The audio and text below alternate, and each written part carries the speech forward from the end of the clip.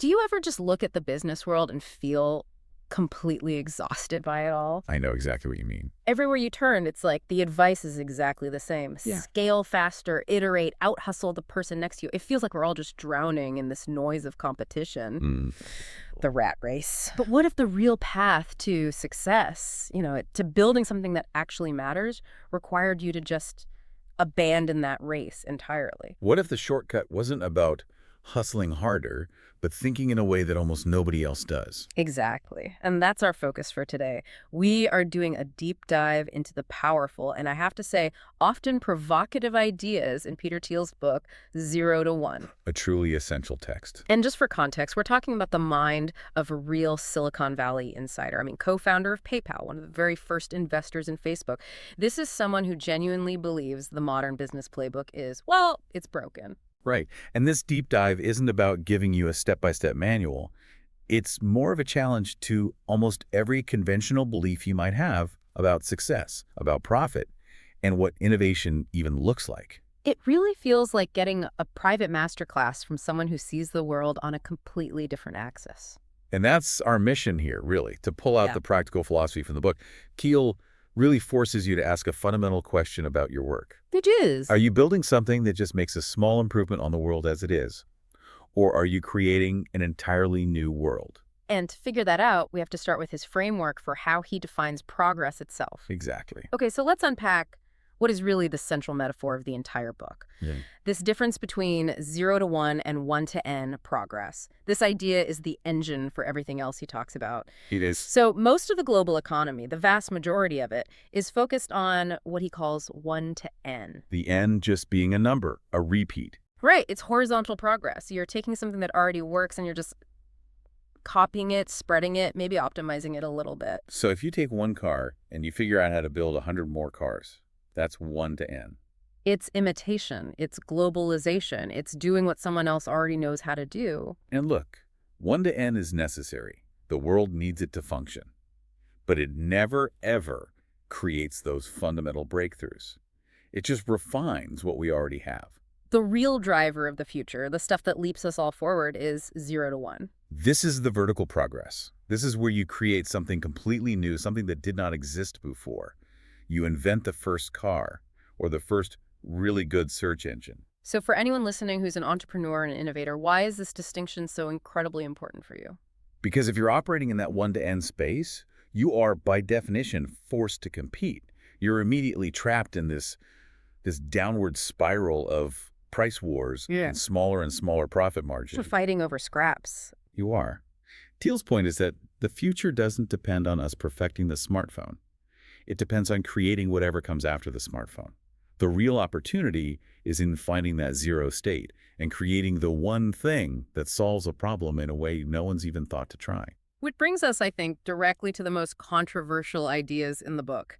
The two pillars that just challenge every single economic textbook I've ever read. Yeah, these are the ones that really get people talking. So the first claim is just incredibly provocative. He just states it flat out, competition is for losers. And that phrase, it's absolutely meant to shock you. Yeah. But the logic behind it is, it's really powerful. Yeah. Traditional economics, it tells us that perfect competition is the ideal state. It's good for the consumer. Right. Prices go down, quality goes up.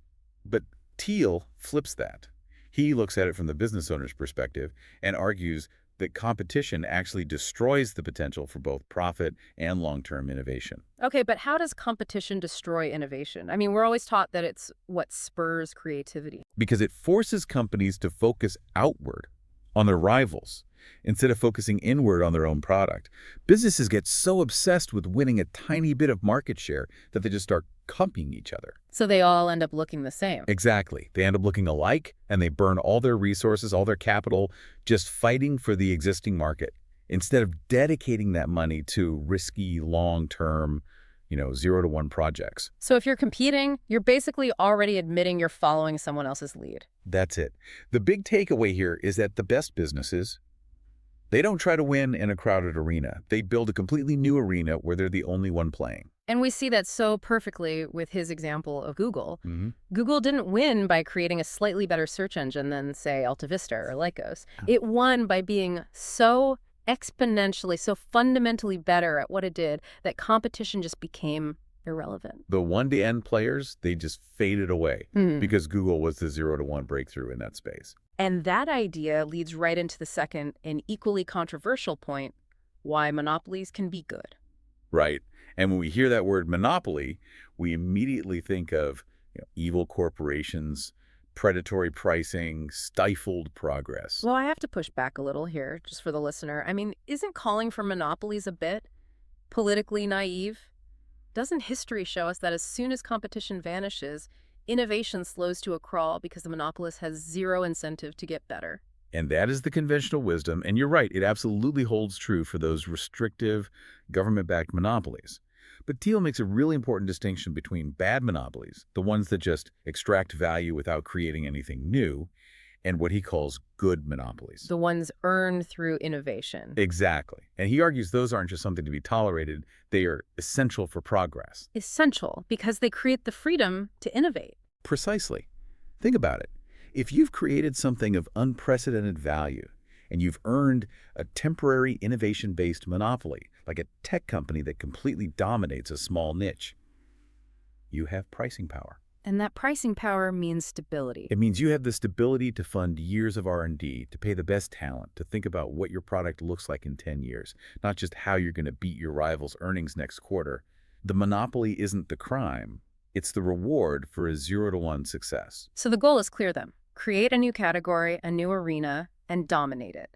But that leads to the really critical question. If competition is out, how on earth do you find that unique, game-changing idea that lets you dominate in the first place? You have to start by ignoring the consensus. Thiel makes this great case that brilliant ideas, the real 0-to-1 concepts, they almost always look terrible or even absurd at first glance. Why is that? Is it just because we're all programmed to seek safety in numbers? That's a huge part of it. I mean, if an idea sounds obvious, if everyone you talk to immediately gets it and thinks it's a winner, then someone is probably already doing it. Or it's just a 1-to-N improvement. So true contrarian thinking is the key. It is. If everyone agrees with you, you're almost certainly not thinking originally. The unpopular idea, the misunderstood one, that's often where the real breakthrough potential is hiding.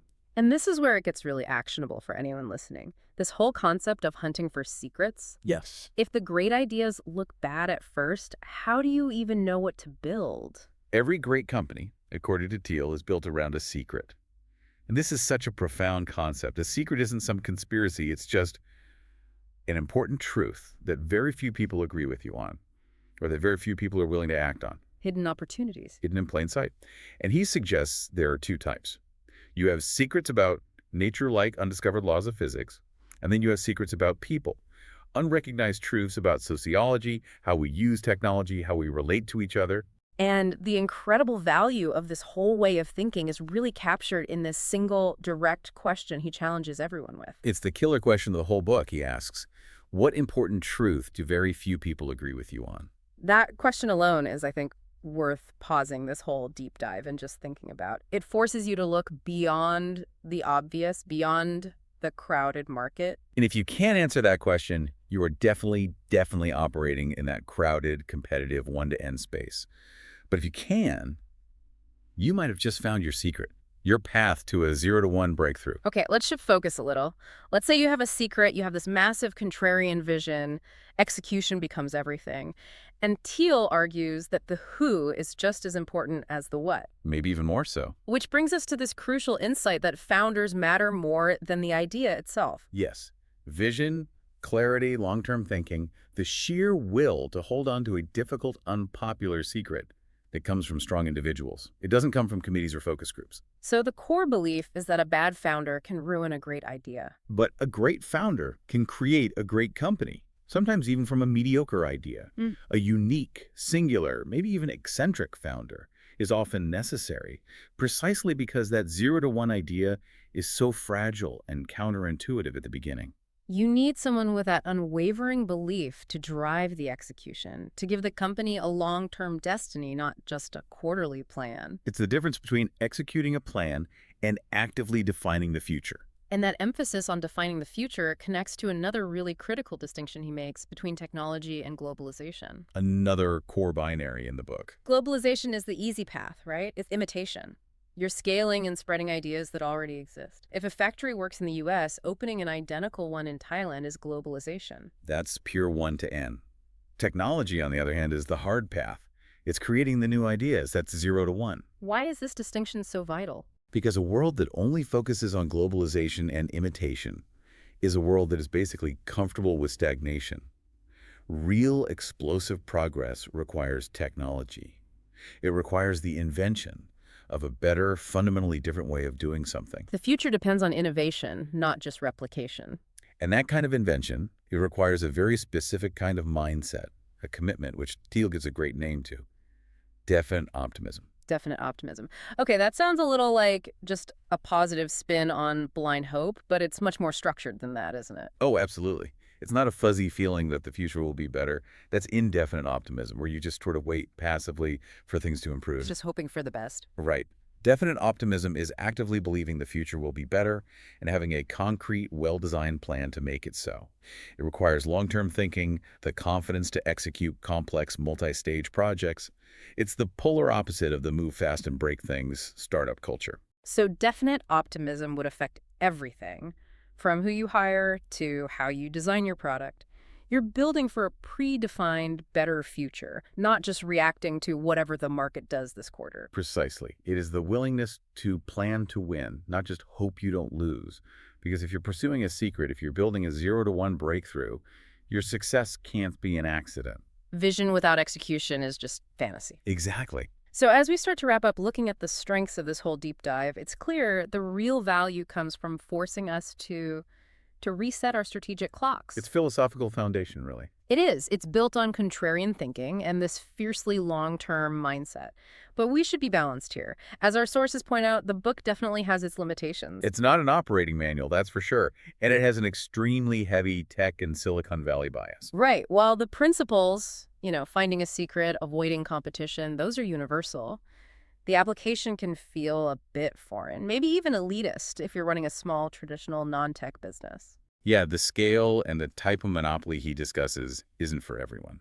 So if you came here looking for step-by-step instructions on how to run your coffee shop, this isn't it. But if you were looking for this strategic framework to help you decide if you should even be in the coffee shop business at all, or if maybe you should invent a whole new way to deliver coffee, then this book is absolutely essential. Its core achievement is that it successfully forces you to question the very basis of what you do, why you compete, who you work with, and what level of originality you're really aiming for. The future, as Thiel tells us, it belongs to those who actively create it, not to those who just copy or iterate on the past. So let's leave our listener with one final thought. We've spent this time talking about how true, lasting innovation means pursuing a secret, a powerful truth that very few people believe. If moving from 0 to 1 is the ultimate goal, we want to leave you with this final provocative question. What accepted common sense truth within your own industry or your daily work or even your whole career are you prepared to stand up and say is fundamentally wrong starting today?